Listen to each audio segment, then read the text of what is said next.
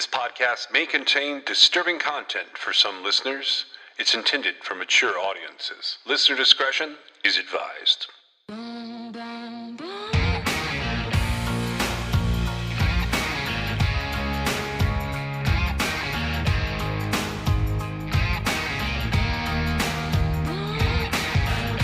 This is True Crime XS.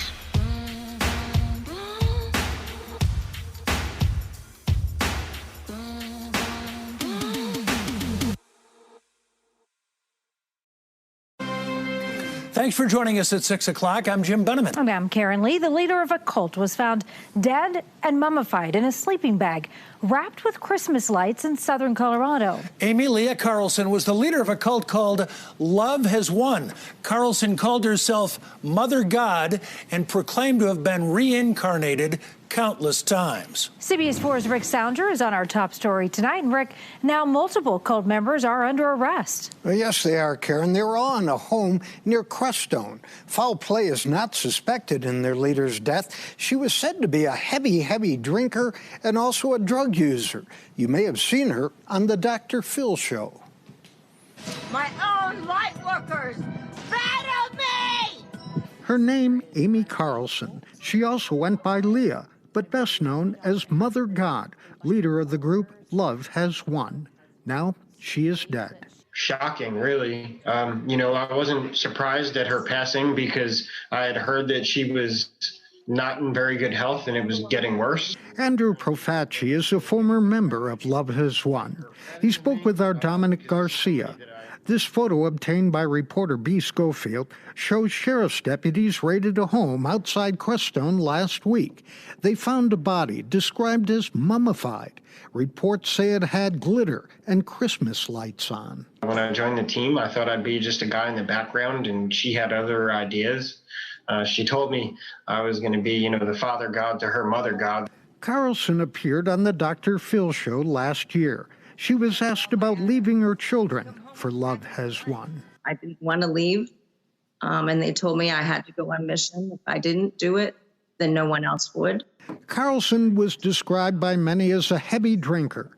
The people who were in her home where the body was found have been arrested on charges of child abuse and abuse of a corpse. 2 children were present. Profaci says since he left Love Has Won, it has changed. I would characterize it as a cult now. Those facing charges that will appear in court in Saguache County by a video link tomorrow, and we'll be down there to see what happens. All right. I never get over how surprising it can be to examine cases in Colorado. Like, I shouldn't be shocked by now, but I guess nothing surprises me coming out of Colorado. This is where this whole Colorado thing started, by the way. Like, I've been looking out there. We were doing coverage of other cases where I've sort of looked at Colorado as a weird place. They're strange to me for a couple of reasons, but the main reason they're really strange to me is they don't have a lot of federal assistance in Colorado. I say that, but I've started to look at some cases where you can see that they are getting it. People are probably wondering, like, where all the, like, why are we covering so much stuff out there? And this is really, the cases we're talking about today, they really are probably what pushed me down this path. Here's how that sort of went. I was already looking at something else in Colorado, and when I'm looking at something, I'll like pull together a bunch of like cases from the area, and I'll start looking at it. Like, we discount a lot more stuff than we use. We even record a lot more stuff than we end up using. I think that I discount more stuff than we use. Oh yeah, well yeah, you discount most of what I put together anyways. Like this whole season, pretty much you looked at me like, what are you doing? But this is the case. I read an article a very long time ago about this case, and I knew it was going to be something that I wanted to cover. And when I say a very long time ago, this article is 11 years ago. So what pushed me on is last year, I found where someone related to one of these cases had self-published a book. and I sent you a copy of it, and then I bought a copy for me, and I was reading it, and it's sort of ridiculous. I thought it was fascinating. But it's a fascinating story because it ties back to Colorado, two people disappearing on the same day. This one just happens to include an official missing person and a fugitive on the same day who were interacting up until that point. And also, the way this all goes down, it goes down in 2008. And in 2008, everybody had like a little blog going on. And in these cases, there are multiple people who are blogging about it related to the case and just like sort of the neighbors. And it's a weird rural area. So for them to be blogging sort of at each other is fascinating. And one guy's blog, he's really just observing what's going on. Here's the gist of this story. And a guy named Kirk Mitchell covered this over at the Denver Post. My goal is to sort of tell the story in one episode, but Kirk Mitchell is on my list to talk to at the Denver Post. And then the reason is because I have found some information along the way that I think he might have, and I'm wondering if he ran down why the information was no good. Two people vanished on October 7th of 2008. So they were neighbors in Castilla County, Colorado.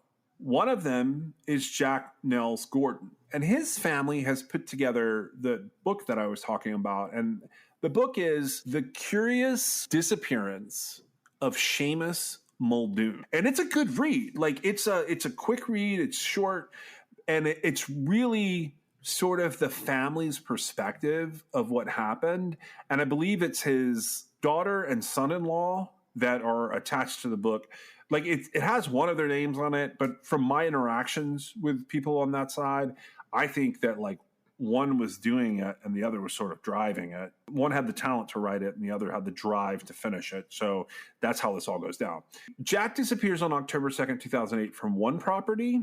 The other person who disappeared was a guy who was living there under the name John Busby. And John Busby, that turns out to be an alias. To understand this area, you really have to go to Castilla County, Colorado on Google Maps and look at it from overhead. When I say neighbors, in some instances, that means the person a mile over. And in other instances, it means the person over the ridge who potentially, if you were to drive to them, it would take you several miles to drive and around to them. Right. And this particular area where these two guys were neighbors, I know that it was mentioned that there were like 7,000 5-acre lots right. that had been put up for sale. So if you think about like 5 acres, you definitely probably aren't just saying hi to your neighbor. You'd have to yell it pretty loud to get, because that's 5 acres is a lot of land. It is. And I don't quite live on 5 acres, but I'm close to that. And it's a lot of land for me. Right. And so it's not like a normal neighborhood setup. It's quite a hike to interact with your neighbors, any way you look at it. Right. And like you said, they were lots. That was interesting because on Luke Road, where these properties are, what Jack was doing, he actually didn't live there yet. He lived in a nearby apartment duplex, like in the closest town here. But what he was in the process of doing, this man is 77 years old at the time, and he was building a home on the property where he disappeared from. So when I say building a home, I think people get the image of like there's like a bunch of construction workers, there's like equipment and like a bunch of power tools and like a crew. That's not what was happening here. That was happening in pieces, but I mean, this 77-year-old man was building his own home. Right, which would mean like he took a cup of coffee with him from his apartment duplex, rode over to his lot and, got his hammer and nails out. Right, right. And so it was very slow going. Absolutely. And like, so it was taking a lot of time. And this guy was married. There's this complicated angle to all of this where he has 2 small children at the time. But right. This was his third wife. Right. And I believe his other wives had passed away. And so he had grown children at the same time as having under very 10 small children. Yeah. Right. And so his wife was, I don't know how old she was, but she was substantially younger to have two small kids. So it's, it's a blended family for sure. Have you ever built anything, like you personally? Yeah. So can you imagine being 77 years old and building your entire house? Well, this is what I can imagine. I can imagine being 77 years old and having two small children, which it wouldn't apply to me because I'm the woman, so that wouldn't work. But anyway, like not having the energy to keep up with them and like needing to have somewhere to go for quiet. That's exactly what I was going to point out. And so this is his. I don't feel like he ever had any, and I think he did a lot of stuff over there. I don't think it was ever intended for, it to be finished, because then they would be there too. Well, I almost wondered when I was like reading through all of this, I almost wondered if the goal wasn't so they had something when he was gone. Well, I know that would be, so it's twofold, because yes, I don't feel like he was doing it like out of not loving his family, because I feel like sometimes you just take on more than you can take and you don't realize that until you're ear deep in it. But I feel like, so he found a compromise in buying this lot, building the house himself, but essentially what would happen is he would die eventually and they would still have this lot. Now, I don't know how much the property is worth out there or whatever, but I can't imagine 5 acres not being something anywhere, really. I mean, so I feel like he did it it was a twofold thing. Yeah, kind of an insurance policy or a nest egg. So he could have it to go to while his family lived in a nearby apartment, and then, they would have it eventually to do something with. Right. So October 2nd, 2008, he leaves his apartment, leaves his wife and his two small children there around 8:30 in the morning. And he's got this old white van that he's always driving. So he drives his van just like he does most days. And he stops by the post office and does whatever he needs to pick up mail and drop off mail. And then he stopped to talk to a local mechanic, and he shows up on his property. His routine was he typically came home shortly after lunch, after spending a few hours out at the property working. By 2:30 p.m., his wife grew concerned and went to check on her husband because she hadn't heard from him. She found his van sitting there in the driveway, and there was a dark stain. This is like a dirt driveway. There was a dark stain on a neighbor's driveway that was seen pretty early on that was never checked on. So that's really all they had in terms of Jack. The officer that she spoke with was under the impression that Jack usually would stay out all day and return really late. But this is a 77-year-old man. So later on, it gets clarified, even though the initial search is delayed, they realize that this guy should have been home hours ago. When he's been building this home, and I just want to point this part out, this home has been in progress for 8 years. So I think that you're correct from the perspective of this is sort of his daily safe haven. When he bought this 5-acre lot, this is a lot, by the way, it was once owned by the Forbes family. I thought that was interesting. It wasn't just the lot. It was like all 7,000 of these lots. Like they owned all that land. That's why it all went up for sale. It was a development project. Right. And so this is at the Blood of Christ Mountains, Sangre de Cristo Mountains. And it's this big development project that he has bought in and he's been building forever. But his way of retiring is to go out there and to sort of chill out. Now, people, they do this thing like Past Revered here, where they say that he likes to go out and think and read and pray. And just basically, according to his family, his daughter and his son-in-law, he just liked the idea of planning things. And the character they paint in the book is not named Jack. His name is Seamus Muldoon. And they have created this fictional character. They have created this book based on this fictional character, which was sort of Jack's way of interacting with people. And it really was his alter ego. Yeah. And he tells these crazy stories and jokes. And he seems to be a very gregarious sort of family man. And the last day anybody saw Jack, he mentioned that he wanted to talk to one of the neighbors, John Busby, who was helping him design a website for people living in countries with no religious freedom. Jack was getting active in the idea of being a preacher over the internet, so to speak. So Busby's house, which Busby had also built, was about a half a mile away from Gordon's home. Well, Gordon's older children and several neighbors come out, and they start looking for Jack on foot.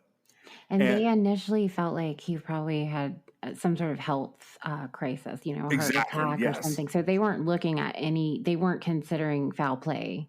Yeah, they were not considering any of this to be any kind of crime scene. What they were concerned about is that Jack had wandered around and had a stroke or a heart attack or had fallen down and injured himself. They went looking for him from the perspective of like you would look for a person who had wandered off from a hiking party. This is in the mountains in this like big open area. So they're looking at him. They're taking out ATVs. They're taking out horses. And they're just, over the first day or two, they're just trying to see if they can find where he might be from the perspective of having fallen, injured himself, had a heart attack, had a stroke, whatever you want to say. They basically think this is an older man and this is a medical emergency that we need to help him. Right. And I mean, except for the fact that so much time has passed, we don't know for sure that that's not what happened. Right. And this is where it gets weird. Castilla County Sheriff Gilbert Martinez is involved. And the day after it happens, he finds himself headed up to Busby's house. And Busby also has a long dirt driveway, just like Jack has a long dirt driveway. He goes up to knock on the door, and he spots this mysterious dark stain in the driveway. Officially, Jack Gordon's case is a missing persons case that falls under suspicious circumstances because he found this stain on the driveway and because Busby and Gordon had supposedly interacted. And this is where it starts to get weird for me. John Busby, living in Castilla County, turns out not to be John Busby at all. That actually turns out to be an alias that is still related to him. The name is a family name, and it's not the best name to completely hide out from the world, but he had a good reason for not using his real name. John is his real first name, but his last name is Fury, or Furry, Fureigh, even though he was living under the name Busby. He had bought a 5-acre parcel in the foothills, just like Jack. And when I say he, his name is on the paperwork. But realistically, I'm pretty sure that like his family had purchased this for him. And here's why. He was trying to escape an active warrant for arrest out of El Paso County for failing to register as a sex offender. In 1993, when John was 26 years old, he was accused in Lake Placid, Florida, of repeatedly having intercourse with a 13-year-old girl. Think about that for a second. He's 26 years old. She's 13 years old. He is literally twice her age. If you follow the court records, John Furry later married a girl who was 13 years younger than him. Now, we don't know 100% if this is the same person that he's been accused of being a sex offender and gotten married to. That's sort of neither here nor there in this situation. The point is, this guy has had interactions with the law down in Florida. So he ends up moving to Colorado Springs a few years later, and he gets arrested in 1998. He's arrested on suspicion of sexual exploitation of a child, which I don't know how you feel about those crimes, but they always like immediately give me a bad taste in my mouth. And they make me think the worst of somebody when there's some kind of sexual abuse of a child going on. And both of these instances are those things. I feel the same way. I feel like there's never ever an exception, but I feel like a slow 26-year-old which I don't know that he is. And, you know, a 13-year-old's parents, like, I feel like there's a lot of things that could have happened here to stop it, like not just arresting him after it was done, basically. Yeah, and that's what I wondered about this case. This case is it's one of those cases where if you don't really know the guy, you and we don't, but you can't tell what's going on.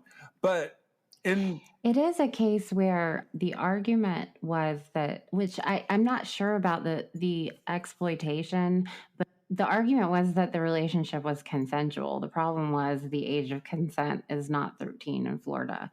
I feel like those are pretty weak arguments because, you know, a 13-year-old isn't legally allowed to consent to that type of relationship.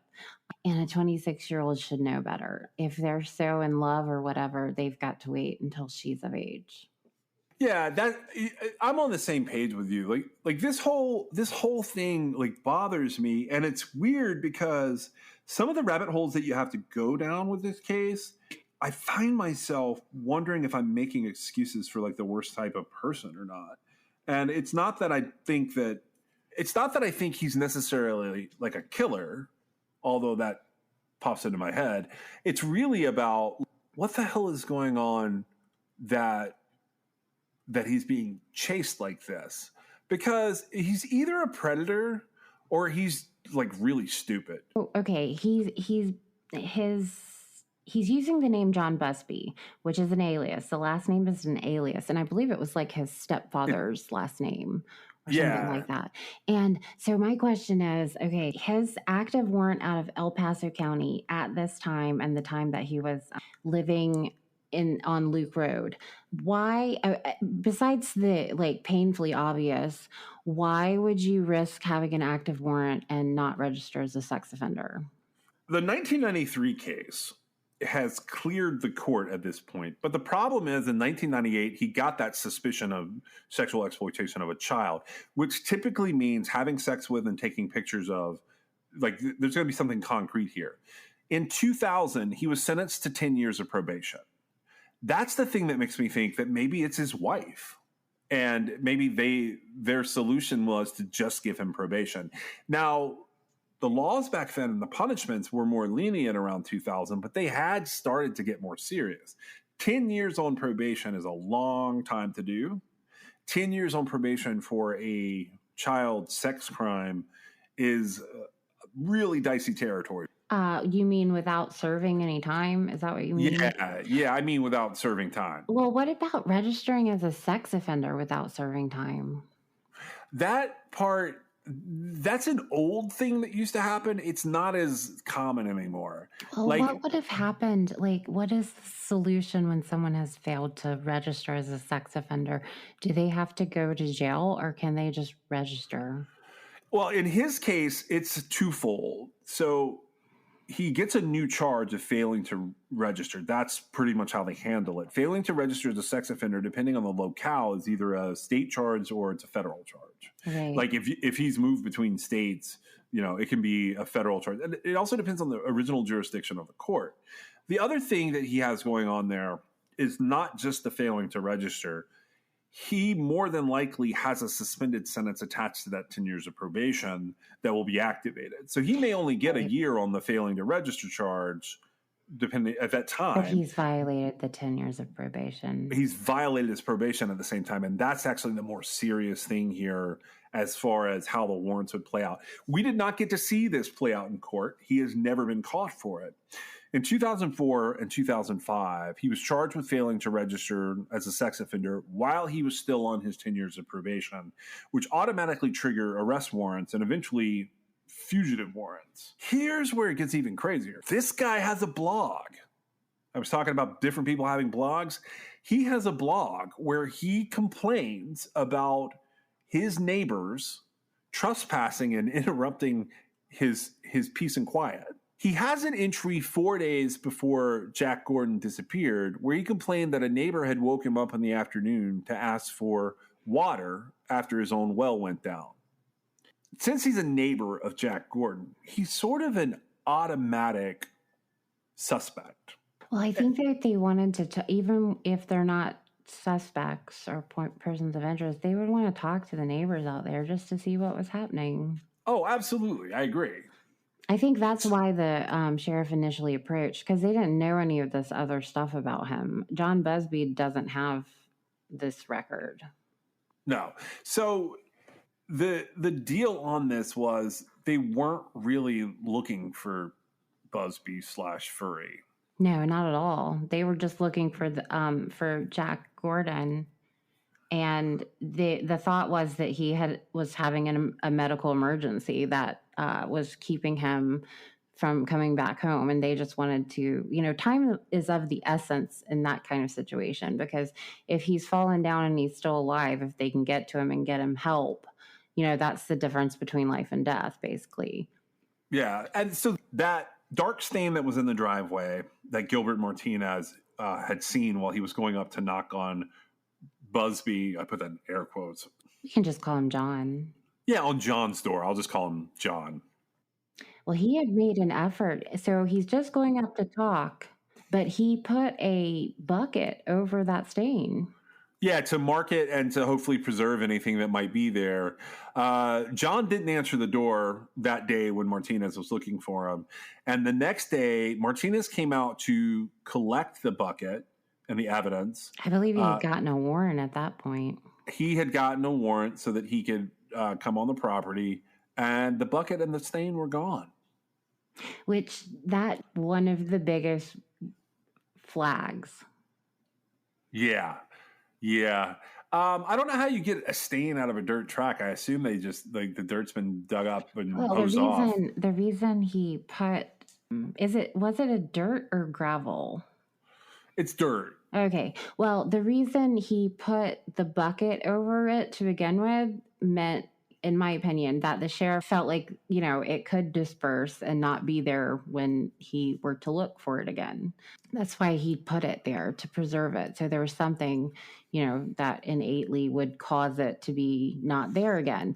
The issue is, if I was under the impression, and I don't know this for sure, but you initially considered that perhaps they were both killed by a serial killer. Was that right? Well, I just was sort of wondering if something had happened to the two of them. Yeah. And so part of, I didn't know anything about this case. I looked into it. I read the book, and I did find it to be a very interesting case. But to me, that part of it where the bucket gets removed and the stain is gone, to me, that screams that the guy that lived at the house did it. Well, yeah, If it was relevant to the situation, because otherwise, why? It just seems like it's too coincidental. There's no way that's a coincidence. Well, so there's this murder that happened. I had tracked the murder of Lindsay Buziak, and I had looked at Al Kite. I don't remember if you and I have talked about these two, though. I think we talked about Al Kite. Yeah. You know what I'm saying? Mm-hmm. So when I was looking, he's a Colorado case. When I went looking through like strange cases, I had been curious if there was any way to tell, like, was there someone maybe based out of down there? Because the way that Lindsay Buziak comes into play here is the people are not from wherever she was up in Canada. So she was a real estate agent who got murdered. And I was always just curious if it might be some U.S. person who was using some kind of ruse. I mean, I looked at the idea of like Al Kite because they have a suspect in that case that like makes no sense because they can't track him down. And that's the one where the ATM video looks a little bit like Israel Keys. And I had always wondered. I think that suspect makes perfect sense. Well, that's actually the reason why, because you're right. Al Kite, his disappearance and he was murdered. They found him right in his apartment. Yeah. Okay. But my thinking was the person they think is a suspect is the renter that was living in the basement. But my thinking was, what if Keys took the other guy and it was supposed to be two men that he was taking, and that's how he ends up. Yeah, no, I think that's I saw the footage of the ATM, and I did not agree that I feel like it looks similar to Keys, but there were other things in that story that are in the case that dissuaded me from going further with it as far as Keys is concerned. And initially, the reason this case came up, the one we're talking about today with Jack Gordon and John Foray, is because we considered them as possible Keys victims because of the nature of, it was just Jack Gordon's disappearance. John Foray is not reported missing, I don't think. And we looked at this from the perspective of, like, what if something happened to both of them? The problem comes about, like, trying to get any kind of cooperation out there has been a nightmare. And, I have emailed back and forth with some of the family members on this particular case. And I still have one interview that I am trying to get with someone who's sort of been a go-between. I'm trying to see if I couldn't get them to open up to me. The reason this case is so interesting is there was a case down in Louisiana where the two guys end up in an emergency room. One guy goes back and disappears. But all of this stuff happening in 2008 is right in the middle of the Israel Keys time.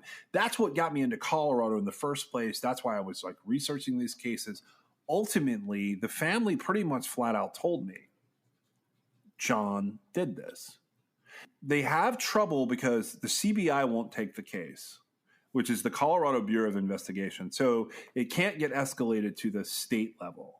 The FBI doesn't even touch that area unless it's terrorism related. And why won't the CBI take the case? That was something I think they said early on. I don't know that they've been formally approached again because, to be honest with you, the family's pretty angry about how all this happened. I would be pretty angry about how all this happened too. And the local sheriffs at the time, they didn't have time to deal with this. They had a lot going on. They had a lot of cases out that way and very few personnel. It's a very small area. I mean, a very small department related to the area. This goes to what I was saying about, like, when you get a large geographic area, and if they've got 7,000 5-acre lots, just think about the size of that for a second. It's a lot. And if it's a lot of nothing but just, land. Right. So these guys were, in my opinion, they were not going to be able to solve something like this. And I'm not saying this is an Israel Keys type case either anymore. I'm not saying Lindsay Buziak is an Israel Keys type case either up in British Columbia. I'm just saying that this case to me was bizarre because Jack Gordon and John Busby went missing on the same day, and nobody looked further than John. Otherwise, he would be a missing person too, not just a wanted fugitive. And before you find out about John, though, and you read Jack's case, it looks like he literally vanished in the middle of nowhere. Yeah. Oh, yeah. And, you have to find that extra information out. And it's, the neighbor hasn't been, he's a person of interest, but he hasn't been formally charged. They've never found him. No, but and I tracked down his family, and I have tracked down bits and pieces of them, and none of them will talk to me. None of them will return my calls or anything. I don't blame them, but his dad actually passed away this year, like just a couple months ago. And there was not a whole lot. I don't know that there was a formal obituary published. It all seems really weird to me because, and there's also a third. So there was, John Foray Sr. or the first, and then the guy that we're talking about who would be John Foray the second. I do believe it's first and second. And then there's a John Foray the third now, and he's actually, he's practically grown. So interesting. Yeah. And so I've looked quite a bit, and I feel like John Foray's in Florida. Oh, okay, you feel like he went that direction. That would make sense. Well, his child is there, and his father was there. And, he was in Florida previously, so I do feel like he's in Florida. Yeah, it's interesting. I would say Florida is definitely a place you could get lost in. And so from a different perspective, he's not officially reported missing. Okay. John Ferré is not. Jack Gordon is. He is, in fact, missing. But let's think about this for a second. You've got John Ferré, who is supposed to be a registered sex offender, and there are active warrants for his arrest for failing to register, at least that much. And then I assume by now, his probation would have been revoked. He would have been having an arrest warrant for his suspended sentence, which is what you said earlier. And you've got nobody doing anything about it.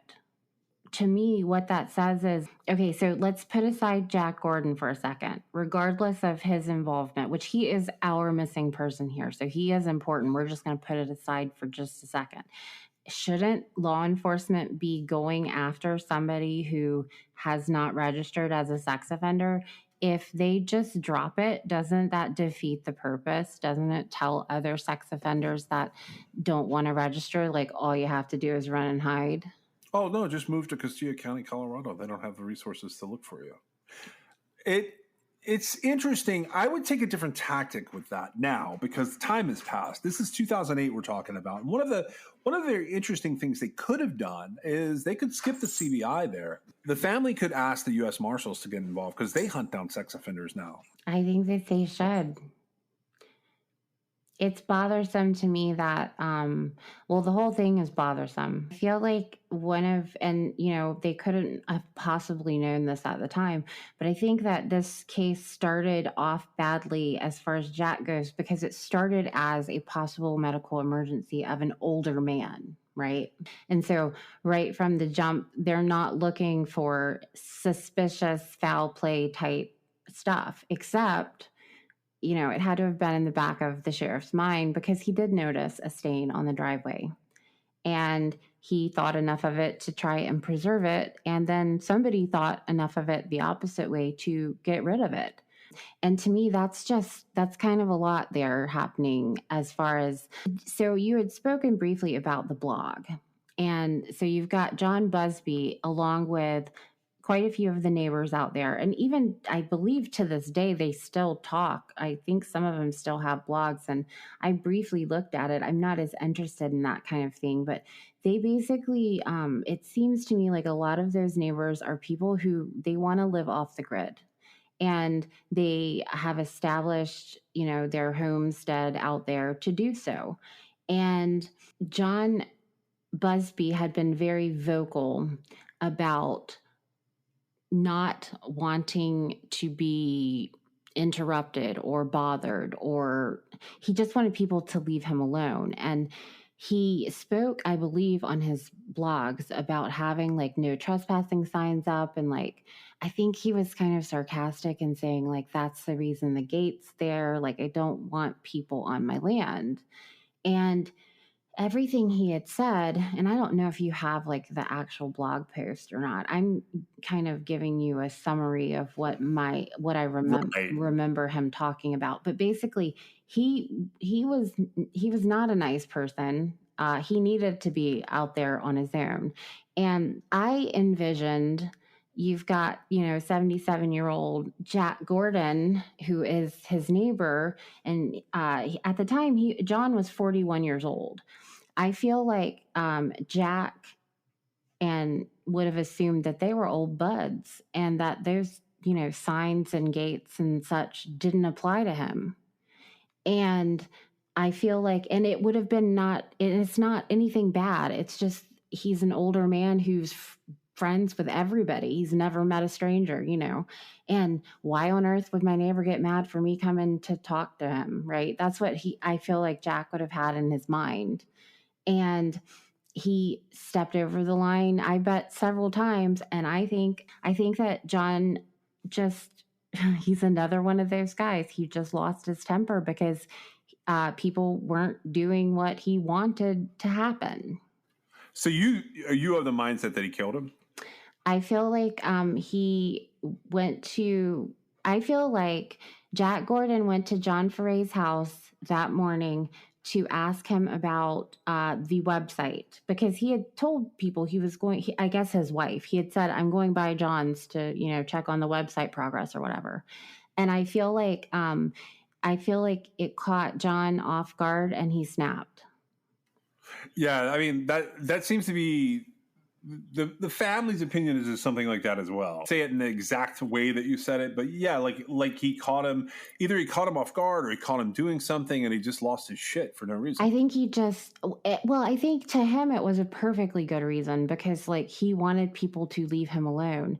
The problem was everybody has those people in their lives, and it's, you tolerate them to an extent.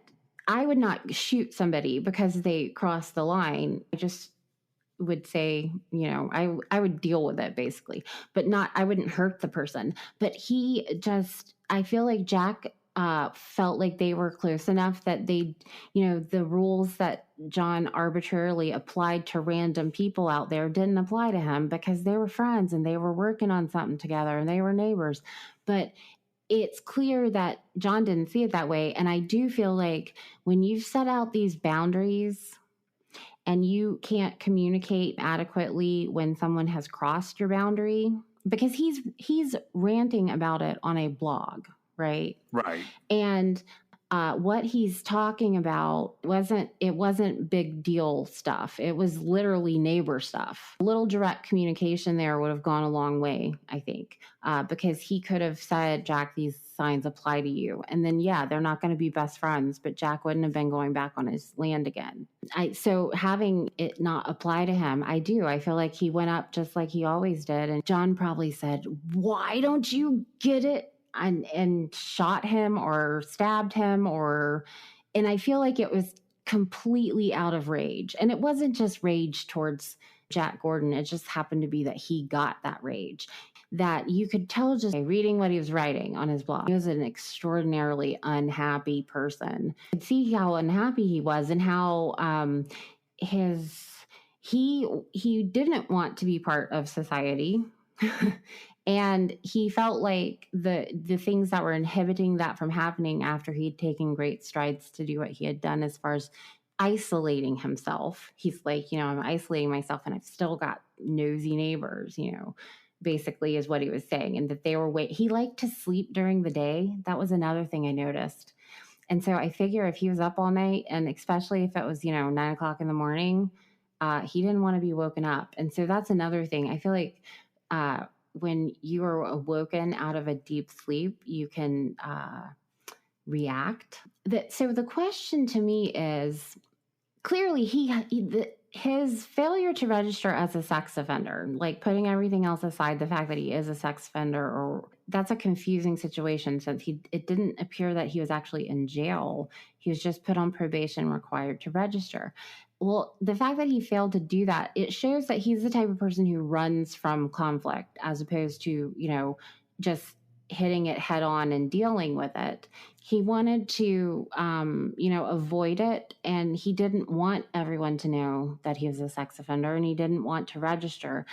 I can't get a hold of that in my head. I can't get a hold of why he would, because I assume once you have to register as a sex offender, the way that you no longer have to do that is you petition the court to stop it, right?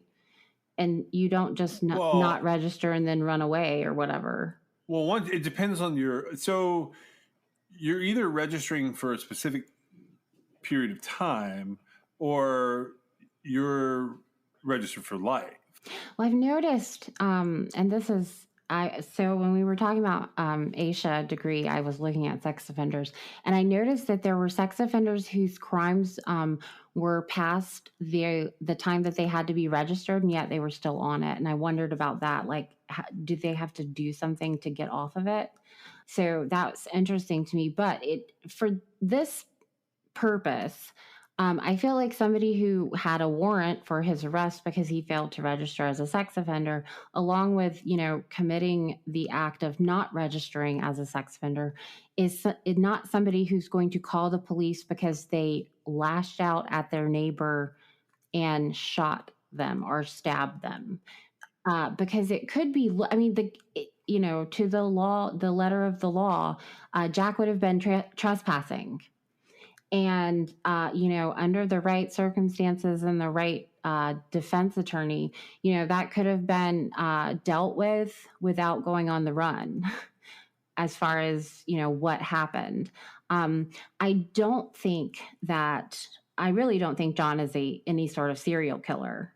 I think he's just a coward because it seems like he never learned how to deal with people. And so he messes with little children or little girls because he can control them. And then when he has a real problem, he runs. That's one of those things where we come back to that from time to time about coward part of it. But this guy, I know what he did was wrong. But if he married this person that he was accused of all of these things with, it gets weird. Like, is that why they let him go? Well, I don't know, because where is she? I would have to argue on the side of, okay, I get it. I get like the whole but they're so in love thing, right? And, he married her, so that's okay. Except I don't agree with that because it's not as bad as like a pedophile, I guess, but it's still the reason that 13-year-olds aren't of age to consent is because most of them don't have the cognitive ability to make such decisions. Okay. I hear you and I understand what you're saying. So while the 26-year-old may think it's a good idea and the 13-year-old might think it's a good idea, they still gotta think it's a good idea when their brain has fully developed. Okay, let me rephrase it just for a second. And let me just say it in a way, I'm not trying to be an apologist for this guy. That's not the perspective I'm coming from. I'm coming from a legal perspective here. He got 10 years on probation for this other crime. Here's what I'm asking. Is it possible that 1993 rolls around, he's 26, this girl is 12, 13, whatever she is. They have a thing that gets him arrested for what looks like on paper fondling a child. Legally, it's fondling a child. Us, we find it disgusting. However, for whatever reason, over the next year or two, they get married because all the parents approve or something. I don't know. I'm just saying, in 1996 or 1997, this girl would still be, say, 17. And they're married. And he takes a Polaroid of her. And this is not my perspective. I'm trying to get your perspective of what you think might have happened legally. If he possessed that Polaroid of this girl who was 17, so that is child abuse right there. That's child pornography. So he has this Polaroid of this girl that he's married to, and he goes before a judge over the next couple of years, and they look at it and they say, we're going to put you on the list. So he's going on the registry. But that's how he gets the 10 years probation. It's because it's the Polaroid of the woman who was his wife or is his wife or whatever. Do you see what I mean there? From a legal perspective, I'm not saying, they're so in love. I'm saying, is that why the court is not treating this as seriously as I think it should be treated? I don't know. I don't know what the circumstances were, but I imagine it was a more serious charge that that got pleaded out. Now, I don't see how, if everybody approved of this situation, it was even brought to anybody's attention. That's another thing that makes it strange to me, because most of the time in relationships where, there's a 26-year-old guy sleeping with a 13-year-old girl, the reason that they get charged is a parent reports it. Right, is because a parent reports it. It's not like they go around looking, right? Oh, yeah. And so there would be a whole lot of things involved in that.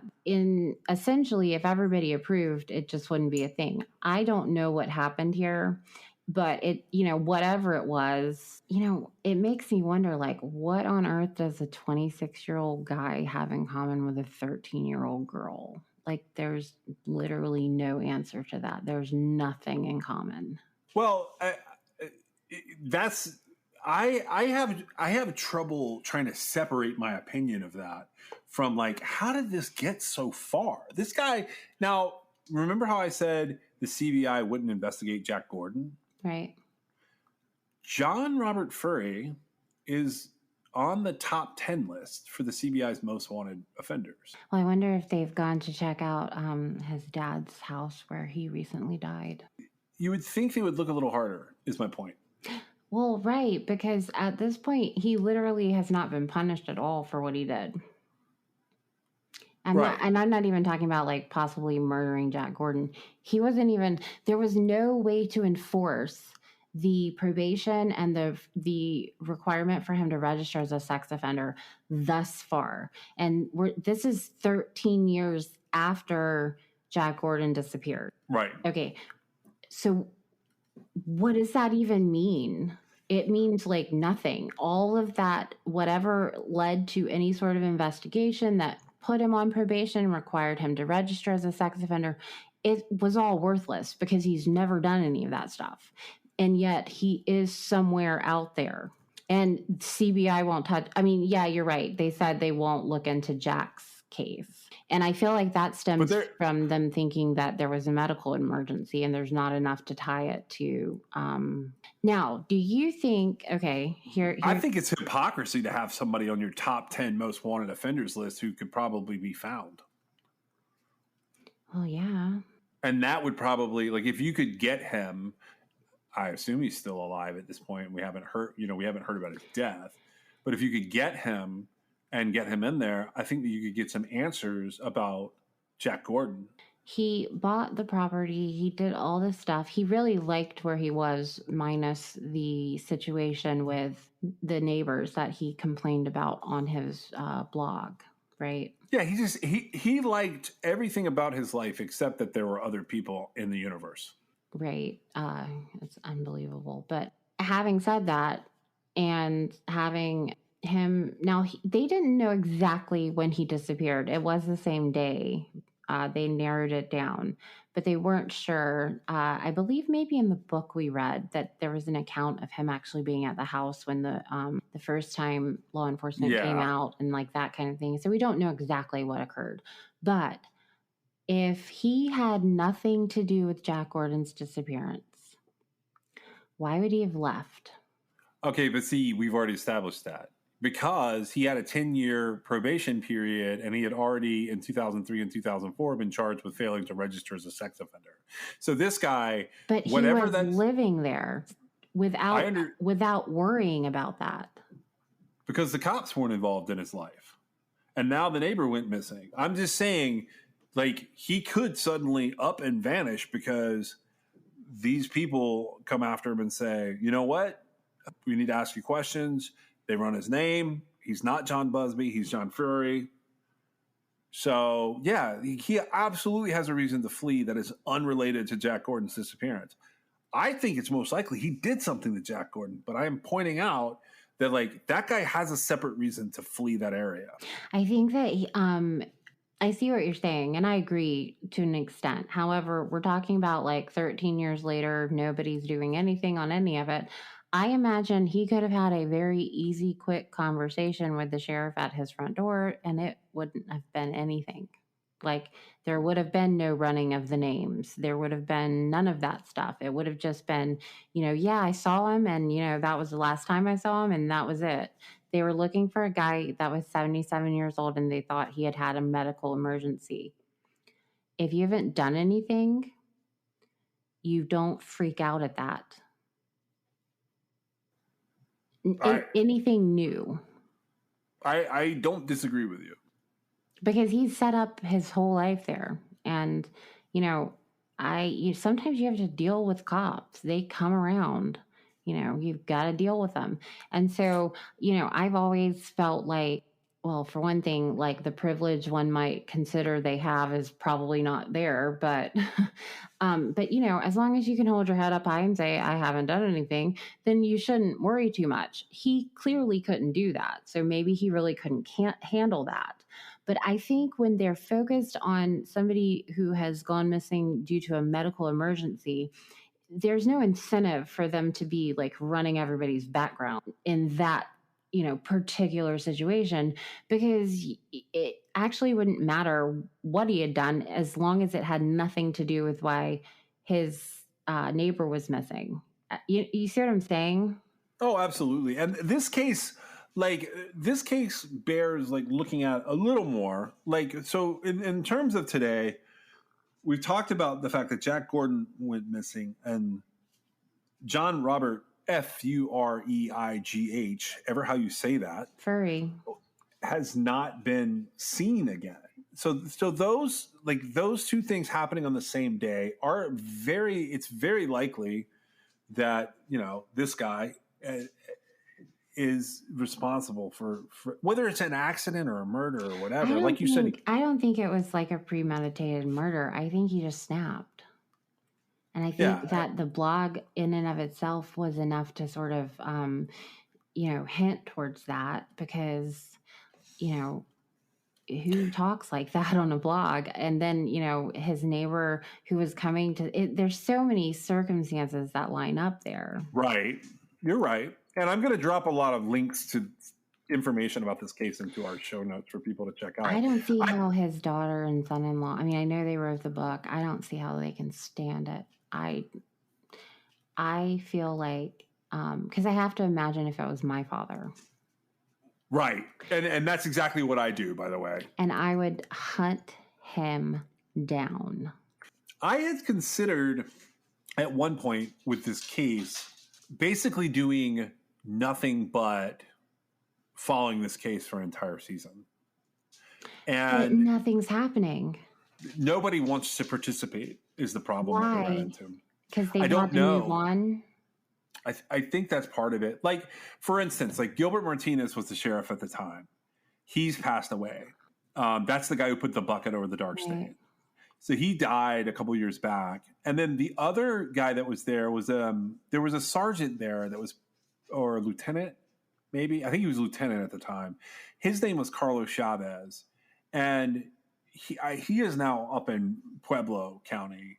From what I could tell there, he had trouble working in that department in Castilla County.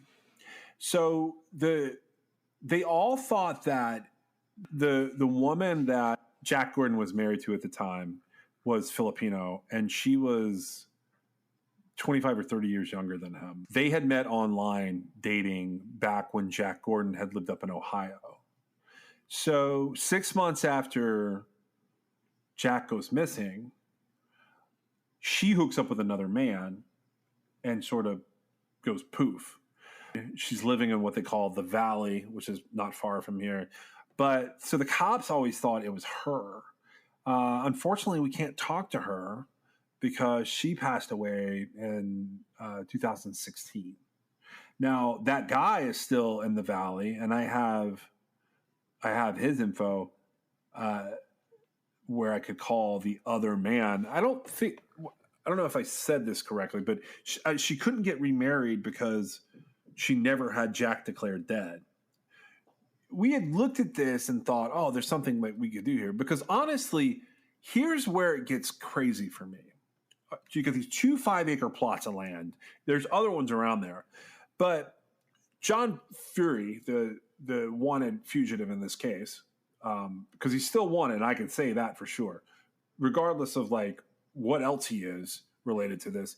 He's, at the time they like take his information for Colorado and take his picture and stuff, this guy's 5'9" and weighs 160 pounds. So here's the part that made me like go, what? Jack Gordon he was older, much older man. But he was like 6'2", 6'3", maybe a little bit more, and a hefty guy, like 240, 250. So John Fureigh doing something to him, what does he even do with the body?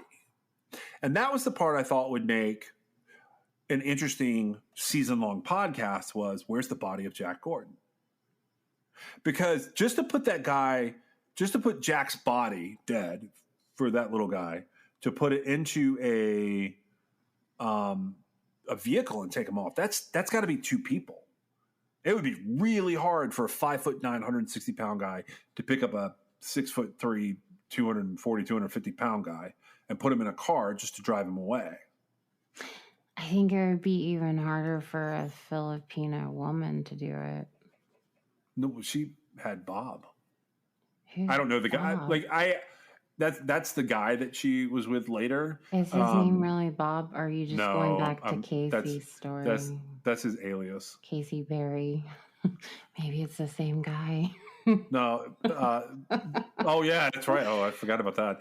But this guy, like, that's the nickname they give him on the blogs. So that's a thing then. Is that what the family thinks happened? What? That the wife did it. No, this is what the cops thought. Oh, the cops did, because she got relationship. You said she couldn't get remarried because you said she'd passed away, right? Yeah, she passed away. Okay, because she counted on a male companion to take care of her. That's exactly why she did that. I mean, and I'm not saying anything to put her down. She had 2 small children, and you find somebody that, is willing to, and you're like, well, yeah. And so I don't know necessarily. If she didn't have him declared dead, that means she didn't cash in on anything. I see what you're saying. So there was no incentive there. Well, yeah. And so to me, that seems like either, accepting the fact that he walked off into the woods and died, which I would think that over her killing him, honestly. But if she, she moved on, so she had to have at least a little bit thought that. But why not have him declared dead so she could get his life insurance and get her widow's pension and everything else involved in that? So to me, it doesn't seem like that's it's viable. Not to mention the fact that, I don't know how old her kids were, but she took care of her small children. And so either they would have been too young to be left alone, or they would have been old enough to go along, but they also would have been old enough to talk. Right. So, I have always found with the right person communicating with a small child that can talk, you can get quite a bit of useful information. Not that you necessarily want to put a child through something like that, but they will tell you, and they rarely lie. Right. Because they're just telling you what they've seen and, what happened. That's really interesting that that's what they think happened. I'm just surprised at the sort of why doesn't his disappearance matter? It matters to me, and it actually it's been quite fascinating. I have spent a lot of time hunting around that area out there to try and figure out what happened to this guy. And I'm still going over the particulars. So the Busbys have one of those properties back, and the other property has been sold, but I think we just need to find John. Yeah, that's the other thing I'm working on right now, is trying to figure out if I can get him to talk. He could set the record straight at least. I mean, if he didn't do anything, he could say, look, I ran because I was I was supposed to be a registered sex offender, and I didn't register, and I didn't want to give up my life. But see, that's what a rational adult person would do. Well, I still think that he should give the Gordon family the father's body back. He should tell them where it is. Well, even if it's done anonymously. He didn't do it. I understand. Yeah, why that would be a good idea. You should just let them know anonymously where he is. I know. You could contact the show and tell John. You could tell me, and I will take care of it. Yeah. That's it for me, unless you have something else about Jack or John. I don't. I find it fascinating. I've never felt... I did look, honestly, I looked at Jack Gordon. The parameters of his disappearance would fit Israel Keyes, to warrant a deeper look, but for, John Ferre's involvement, because he did basically go out to the middle of nowhere and disappear. But, I've never thought, I thought I knew instantaneously what happened there. And it was that, he just had a pissy neighbor. And honestly, it would be, it probably isn't even second degree murder. It's probably just manslaughter, because it legitimately is. He had every right to not want people on his property. And, unless Jack had a gun or something, he didn't have the right to kill him. There would be weight given to the fact that, he was on his property unwanted.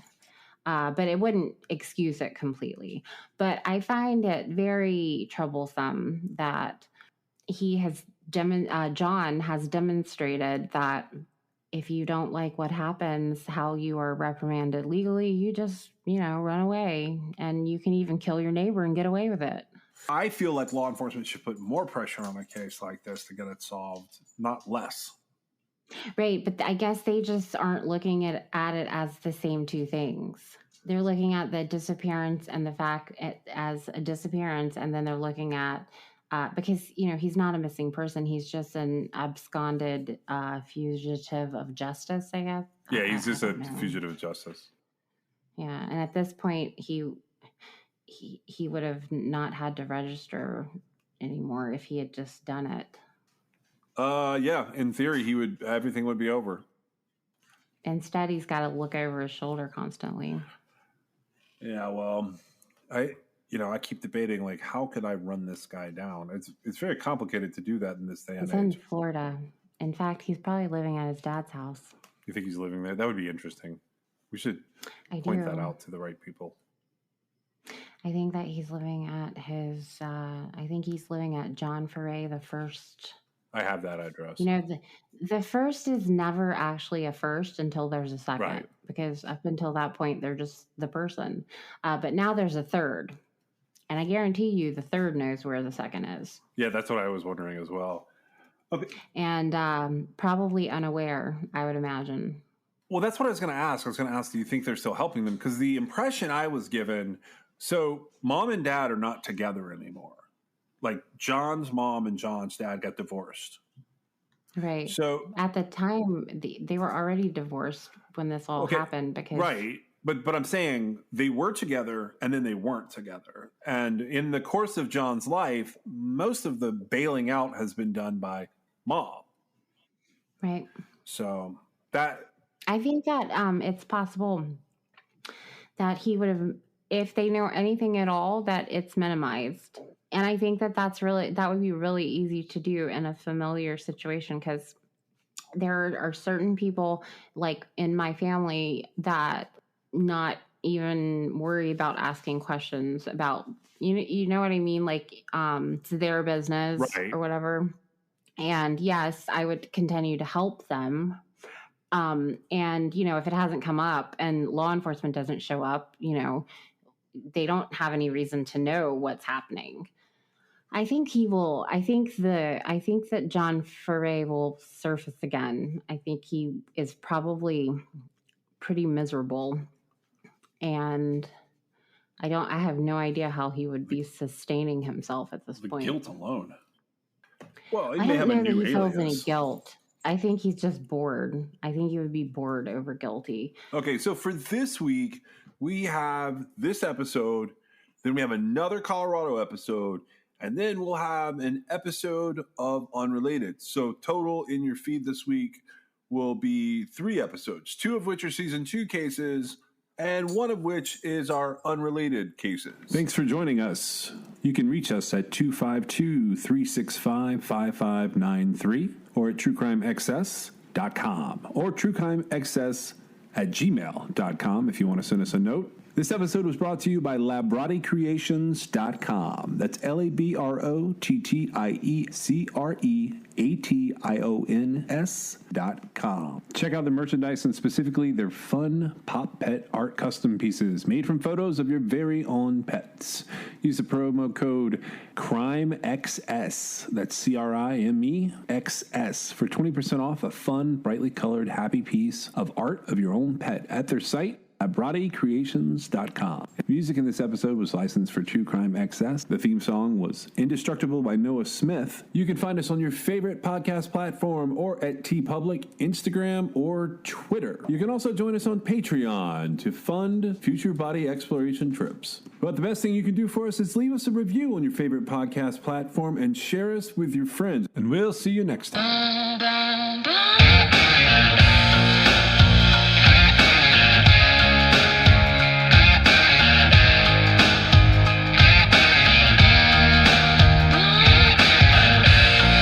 This is True Crime XS.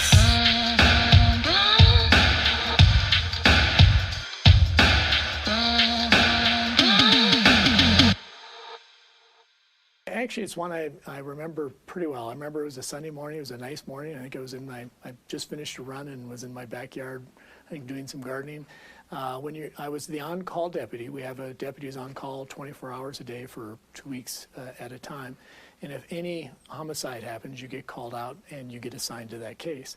And so that morning, I get a call mid-morning that they have a homicide, and that's how I responded out to this one. The scene was still being processed. They had taped it off so the public couldn't go through. It was on a back alley over there off of Colorado Avenue. Her body was still on scene. They were still processing. In fact, as part of it, they'll usually start by taking a few still photos. Then they'll do a videotape of the scene. Then they'll really go back and place the markers on all the marker areas and take very close-up photos, and then they start slowly collecting the evidence. I was out there for almost all of that. In fact, I could see my legs, I think, at one point on the video that they were making, which is kind of an early stage in the crime scene. You try to stay out of the videos so you're not in those.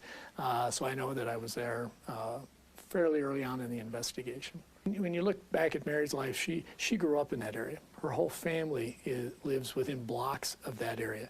She felt very comfortable, very safe walking around. It was her community. Her church was right there. She could go a couple blocks to a relative's house, a friend's house. And so, yeah, I think it was, to her, very shocking. And I think even to Colorado Springs, 1988, it's still kind of a sleepy community, if you will, a much smaller town. And a crime like this was just shocking to everybody in that area. Everybody knew Mary. And so, like I say, again, she would have felt safe because there's probably someone nearby that she knows if anything came up. What happens is she's out at a family wedding that night in Pueblo. They come back. A couple of their relatives are going to stay with them at their house because they felt they'd drunk too much to drive home. Nobody knows for sure because Mary didn't really express, but she's angry, and when she gets angry, the way she handles it is she walks out and she just walks around the neighborhood until she cools down and comes back. That was her way of handling it. Well, she just walks away, but it's in the middle of the night. Bob, her husband's not even sure exactly why she's walking away. We're kind of guessing she was angry that the relatives were staying that night and they really didn't talk about it. And he just all of a sudden says, "Why don't you guys stay with us tonight?" And that's when she goes out and walks. He runs out looking for her. And again, it's one of those, we were talking about the years and unfortunately how things just, he happened to get, he worked construction at that time and he got a leg injury just that week. And so he couldn't really keep up with her when she walked away. Well, he then goes out and he's looking for her in the dark and he can't find her. And she's very comfortable walking around those neighborhoods. He, in fact, even goes by, he kind of contacts some of the relatives nearby because sometimes she'd go to her mom's house or something like that. Well, he finally goes to sleep. He gets up early the next morning and he starts looking again. I mean, he's very worried. Nobody in the family knows where he is. Now this is very unusual. He actually comes up on the tape there that, they've taped off the alley. And, his worst fears are now, as he's looking down the alley, she is covered, but one of her feet, I think, is out, and he even remembered her socks. and his worst nightmare is now coming true. And then the whole focus is on, did you murder your wife? And like I say, he cooperated with the police for years after that. And that's why the whole family was like suspicious of, did you kill Mom? Did you kill our daughter? And it just tore that family up. And that just festered for years and years as this case is not getting solved. And each new detective who signed it, because it didn't go away, would start by, well, let's go interview Bob again. And so it sort of started that whole cycle again of who killed Mary and was it Bob. I stayed on the case. It's actually one, I've got a number of cases that are unsolved. This is the only one I actually asked for all their books, so I personally could read through where they were, kept up on the case. So I had their books on my desk, which is unusual. Usually the prosecutor doesn't get the paperwork until they've actually solved the case, and then they send us the paperwork. I then leave the office. I lost my first election, came back 4 years later. So now I'm the elected district attorney. And so I'm running the office, and sure enough, that's when I get the call that we believe we solved this case. We need to now do further investigation. And I was just, wow, this is fabulous. When are we going to tell the family? How quickly can we let them know? What is your follow-up that you need to do? That kind of stuff. DNA didn't exist at this time. I'm a young deputy. You're going to different trainings. You're hearing about new things they're doing in the law and also doing prosecution and what's being used. And I was reading something on DNA. Now, today people say, what do you mean you were just reading something on DNA? Everybody knows what DNA is. Nobody knew what DNA was at that time. And in fact, we're out at the scene, and I turned to the police and I said, I've been reading about this new thing called DNA. Would you guys collect evidence so we can test it for that? And they're kind of like, what's DNA? Today, as I look back at the reports, one of the detectives actually wrote in his report, we're going to try this new technique called D&A. So he didn't even distinguish the DNA. The coroner's office is actually the one that would collect some of that, and we actually had a little dispute saying, we're doing what? Why am I collecting this? I said, would you collect it for DNA? It's something that's new and coming. And when I say new and coming, once we collect it, you then have to test it somewhere. Well, there wasn't a single law enforcement lab in the entire country that did it. There wasn't a single forensic lab in the entire country. The FBI, nobody had it. Great Britain had a company named Cellmark that was doing DNA. They had moved a brand new branch over onto the East Coast in 1987, less than a year before this crime. And so we sent it to them because it was the only lab we could find in the entire country that even did testing for DNA. You also had no data bank. So you had, sort of like when you have fingerprints, everybody's got their fingerprints in the data bank and you can put it in there and the computers will run through and say, here's whose fingerprints it are. We didn't have a single anything like that in the world, as far as I know, to compare DNA to. So what we would do is anytime we had a suspect, we get a court order to take their DNA, send it out to Cellmark, and so you could do these one-on-one comparisons, which actually helped in this case because there were particularly one person, but two people that were pretty darn good suspects in this case as the case developed over the next few months that we were able to eliminate because it wasn't their DNA. But that was some of the first time that was being done anywhere in the country. They collected evidence. Back then we would do, you'd still do blood comparisons, saliva comparisons, things like that. So they did collect a lot of that evidence for that. And actually early on when Cellmark did DNA, the early tests, you would take whatever we sent them and they would destroy it in the test. Not true today. Actually today what they do is they multiply what's there so you get a whole bunch of other samples and you can test those, and so they multiply. So actually our original DNA was destroyed in this case. They went back and one of the items that they collected, they used just kind of a swab. It's kind of like a Q-tip, and we would have sent the cotton portion of the Q-tip to be tested. Well, we still had the stick. So in more recent DNA testing, they went back to see if the DNA was still on that stick, and it was. And that's actually how he got caught today, by comparing. Because the DNA profile they developed back in 1988 uses as a whole different scientific method and locations to where they can't just use those to compare to the locations they look at DNA today. So unfortunately that evidence you can't really translate it to the modern techniques. In 1988, all we could do is comparisons to individual suspects, and this defendant wasn't on anybody's radar at all. Which was kind of unusual because he was staying at a motel right across the street, and normally the police go to every house and every apartment and see if anybody knows anything. And looking through the reports, it doesn't look like anybody was talked to in that motel. So I don't know if it wasn't done or somebody didn't turn in a report, but he would have been right across the street. Otherwise, he wasn't on the radar at all. Years go by. Many times they're focusing on her husband at the time, Bob, because each new detective, they all know 55% of all murders of women end up being the husband, so they'd all start by focusing on him. And that really just tore that family up, wondering, did Dad do this? Did our son-in-law do this? And he was always adamant. He was always cooperative, always did whatever the cops wanted. But he was the focus of attention for a long time, and it destroyed that family, quite frankly, in many ways. We then get up to 2002, 2003, and that's where James Papel, James has a long crime history. But in 2002, 2003, he picks up 6 felonies in that time period. He had some previous felonies before that. On the 6, some of them were personal crimes, assaults. Some of them were property crimes, stealing things.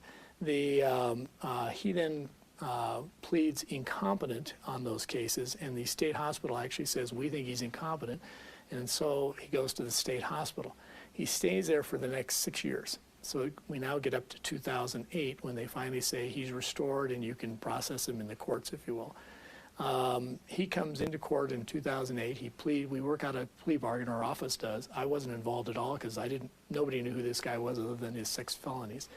On 3 of his cases, he pleads not guilty by reason of insanity and is sent to the state hospital. On 2 of his cases, he gets guilty pleas with probation concurrent with the state hospital, so they send him there. And then the 6th case, they dismiss. The judge orders in 2008 because, again, back in '88, we weren't collecting DNA. By this time in 2007, I don't know if I'm getting too deep here, Colorado finally passes a law that all convicted felons have to have their DNA taken so we can put it in a data bank. So he's convicted in 2008, and the judge orders take his DNA. Well, if he'd been put on probation, the probation department had someone, they sent him down and they'd take the DNA. Had he gone to community corrections or if he'd gone to prison, again, they had somebody doing that.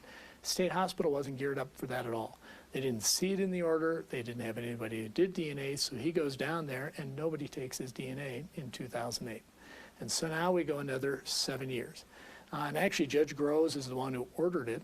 She closes and terminates his probation 3 years later, saying successfully completed, and didn't note that her own order hadn't been complied with, take his DNA, and she closes the cases. In 2015, he's still with the state hospital. He's on out residency, but he still has to come in for classes, and he misses a class. So they put him on escape status. So he's picked up in 2015 for escape out of the state hospital. Now they have a contract with the Colorado Springs Police Department at the jail to take his DNA. So they take his DNA as part of the escape charge. Pueblo never files the escape charge itself. They just dismiss the charge. So now his DNA sits there having been taken for an escape, but nobody knows what to do with it. CBI actually has a unit that now does DNA, and the Colorado Bureau of Investigation, CBI Colorado Bureau of Investigation looks at it and says, well, we have to make sure before we test it there's actually a case, and they look up the escape number and they can't find a case because nothing was filed. They note that he's in the state hospital on 3 felonies. They note he's got these other prior felonies, and they're trying to figure out legally under our statutes, can we test this DNA? That takes 2 years. So now we're up to 2017. So we're almost 30 years later. Finally, an attorney with the Attorney General's office says, yes, I think you can test Mr. Papel's DNA. I think it meets these parts of the law. So they test it that fall. It was like a November 17th. They put it in. By 4 a.m. that next morning, the 18th, CODIS comes out and says, this is James Papel. You've got him. He's the one who did this murder-rape, and he's in your state hospital right now. And that's when we finally get our case. I mean, you talk about the number of times. I mean, it would have been nice to have gotten his DNA in 2002, 2003. It should have gotten the court order in 2008. And tragically, Mary's parents were still alive then. And, this was eating that family up. Who killed our daughter? By the time we actually tested in 2017, her parents are deceased. So they died not even knowing who killed their daughter, tragically. And we should have known in 2008. So for years, he's been getting away with this murder and escaping justice. It's just unfortunate the way it was. It's just a tragedy. I mean, it's not unfortunate. It's a tragedy the way it was. It should have been solved years ago. At the scene, here's this innocent person who clearly ran into just an evil person.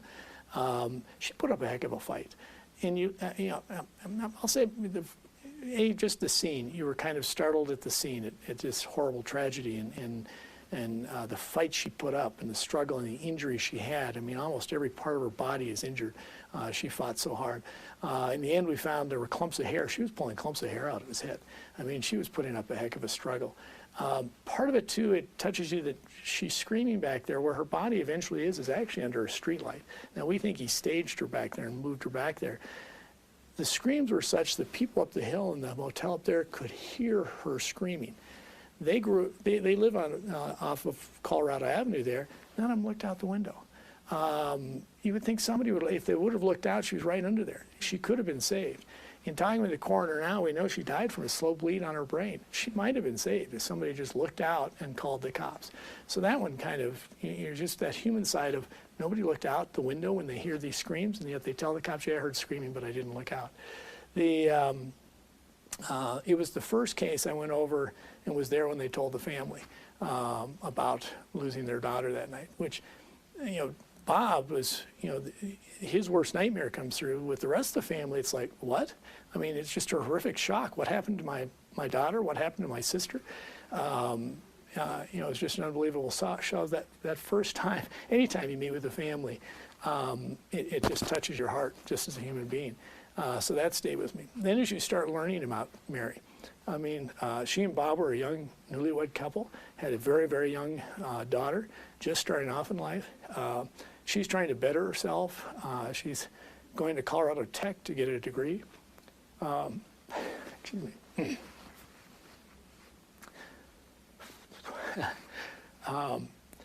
She actually had to ride a bicycle to get over there. So she's going over on snow days, rain days. She's just a good person. And you're like, how could this tragedy happen to somebody like this? Actually started trial. We had two trials potentially. One is whether he's insane or not, and the second was whether he's guilty or not. We set the trial in the fall, and we started the trial. We were partway, we were just finishing our jury selection, about ready to start our evidence on whether he's insane or not, when our trial got canceled for COVID. One of the parties to the case, daughter, came up coughing, and so there was a worry that that person may be sick. We debated whether we should hold over a day and wait for a test or not. As it turned out, we should have waited for the test, but in any event, the judge declared a mistrial, and all of a sudden we're postponed into this year. We tried to get some earlier dates before I retired, because I was done as DA January 12th. I think our first trial was like in October, something like that, and our second trial was going to be in December. So we were going to go bang, bang before I left. Sure enough, it gets set into March, and so I'm now off the case. I went to Michael Allen, our new DA, good man. I supported him, and I volunteered to stay on this case as a volunteer. I'm not being paid or compensated for this, but it's a case that I was very vested in. I know all the witnesses. And there is something about, I knew all those cops back in 1988. So when people here would call, like my paralegals will call, they'll say, oh, yeah, I've been retired. What do you want? Mm-hmm. I'd call, and they'd say, oh, hey, Dan, what's up? What's going on? Oh, yeah, I'll come out. How can I help? So that connection did make a big difference with a lot of people. It is one that from 1988, a lot of those witnesses are deceased. And so it made it very difficult, because now you're going through, okay, who's even alive, who's deceased? Quite frankly, we had one witness in particular that had dementia, so even though they're alive, they're really not available anymore. And you're trying to figure out, can I even prosecute this case anymore? And you're trying to get cooperation on some people. And we were able to put together, I think, a pretty good case and prepare it for trial. We were ready for trial. I think that the defense thought I was gone. They said, goodbye, Dan. It was nice to see you. I think the defendant thought I was off the case. Then it came out during, you guys were doing news reports on Dan Mays ending his career, and I was asked, are you going to stand anything? And so I was being honest. I said, yeah, they've agreed that I can stand via Pondo. And that's when all of a sudden we worked out a plea bargain. He was pleading not guilty by reason of insanity. Okay. Under the 1988 law, you got a separate trial on that. If you were found sane, then we went to a second trial with guilt. If you were found insane, then we didn't have a second trial, and he went to the state hospital. So he got potentially two trials. Today, we would do that all in one trial, and the jury would decide if he's insane, and if they do find him sane, then they'd find guilty. We went through a lot of motions on that, and it's kind of interesting because our law since '88 has changed several different times of whether you're allowed to prosecute a 15-year-old for murder or not, and under what circumstances you can or not, and even what type hearings you get or not. So we brought in an expert in the juvenile law to go through that for us, and we had a lot of motions. The defense obviously was fighting to keep him in juvenile court. We were saying, no, we're allowed to transfer him to adult court. So we worked through a lot of do you use '88 procedures, or do you use 2018 procedures? Are we not allowed to even transfer him to adult court under 2018 or the more broader '88? In the end, the judge ruled that the 1988 law applies. We had the proper hearings, and the judge, we asked to have him moved to adult court, and she moved him to adult court. So he's being prosecuted as an adult and faces adult penalties. Okay. And he should. He went into a panic. The police went down to talk to him, and I think he went into a panic. He immediately starts calling some of his family members and saying some things, quite frankly, he shouldn't be saying to them, and already trying to make excuses for what happened, because she was brutally raped, she was brutally murdered, and it's over a distance, it's over a period of time, and so he's trying to come up with excuses about how he didn't do all of this, that maybe he's just an innocent person who came across this person, and so he's making up these stories already, realizing that the cops are talking to him for a reason, but how can I make it look like I really wasn't the person who did it? We went back and looked at all of his prior records that we could find, and each time you get a charge or a ticket, they're going to put in your height, weight, and all that. He was a big kid even at 15, and he had a heck of a punch. In fact, we had another case where he hit someone and almost killed him just with a punch. He's pled guilty to second-degree murder. His range is 40 to 60 years in adult prison. The judge on our sentencing date will pick a number between 40 and 60, and whatever she picks, that's the number. If it's 40, 41, 58, 60, whatever she wants to pick, that'll be the number. We will have a hearing. It'll be one of the longest hearings I've ever done, because we're going to be calling a number of forensic evidence people, because we think the judge ought to know the struggle that went on there and the fight that went on there and what all happened to her. At the same time, the family members will have a right to, for the first time, really be able to express to the court their feelings about all of this. And certainly anybody they want to call as witnesses or his family, they can call also. We know a lot of Mary Villalpando's extended family will be there. If you were just looking at an isolated case, I have my feelings of what he ought to get, which is, obviously we can't go for the death penalty anymore in the state of Colorado, but what he ought to get. But quite frankly, he's 47, 48 years old.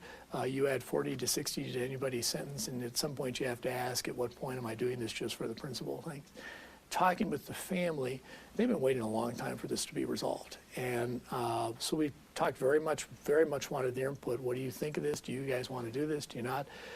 They were overwhelmingly wanted to take this plea bargain. They've been waiting since '88. It's really destroyed their family in many ways and affected them personally in many ways, not for the good. At the same time, even this case, we filed charges in 2018. We tried to get to trial once. We couldn't do it. COVID is still pending. It's still hanging over the court system. So they were also getting frustrated. It's been several years that we've even been in court. When is this case going to get done? So when you look at the family's wants in this case, when you look at his actual age compared to the sentence that he's getting, I think it's a fair plea bargain. If you get life without the possibility of parole, you don't get parole. Any other sentence in Colorado, no matter what it is, you get parole tacked on at the end. We don't have sort of early parole. They actually have a, if you will, they have a number. You can get good time, you can get earned time, but whatever you finish your sentence, you must go on parole. So whenever he finishes his sentence, if he's still alive, he'll go on parole. Okay. Just knowing it was solved was probably the first time you're like, wow, we've solved this case. It's been around forever and ever and ever. This is, fabulous that we can do this. Second was that next meeting with the family for the first time and being able to tell them. And they have all sorts of different emotions, but at least now we know who did it. We know who didn't do it. We can start moving forward. And I think that was a moment that I'm not sure I could even express the emotions I had, and just being able to sit there with everybody in the family and say, we've got some good news for you. We know who did this, and we're going to prosecute this guy. So the plea bargain itself is kind of a, part of me wants to go to trial. Part of me is ready for trial. We prepared it for trial. We started trial. But it's nice knowing he's being held accountable. It was nice knowing he had to stand up and say, I did this. Now, I have to say, when he talked to the court, I got to tell you, it was the most matter-of-fact. We required he say what he did and give us a factual basis. I've never seen anybody that cold, and in terms of just, I did this, and you were just that was kind of shocking just to hear his so matter-of-fact way of describing what he did. No. It can't get solved. I got to, we've talked about this a little bit before this.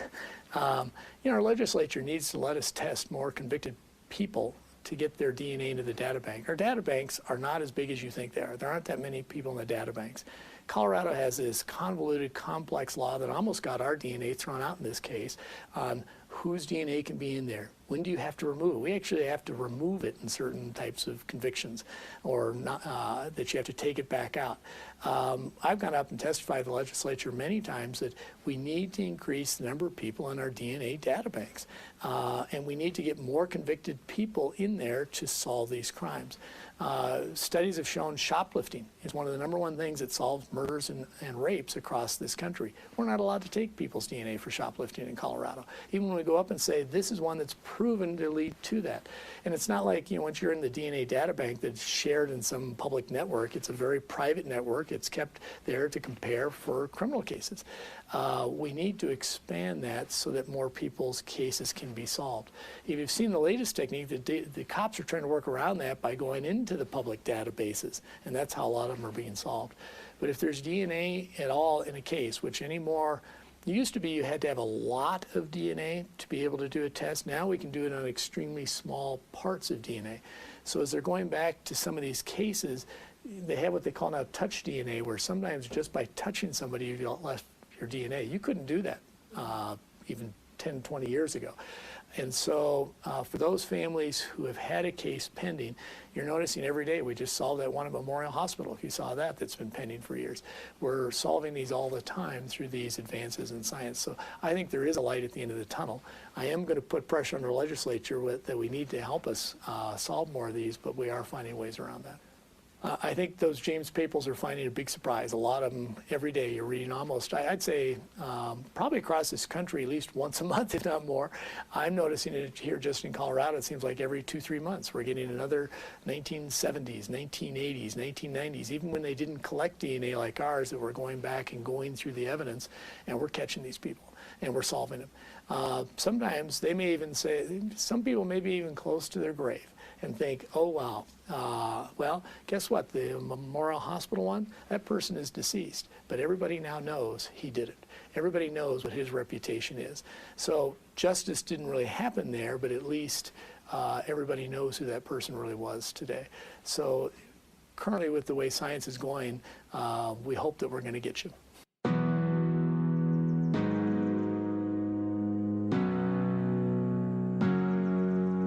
Heart rush, head flush. It's like jumping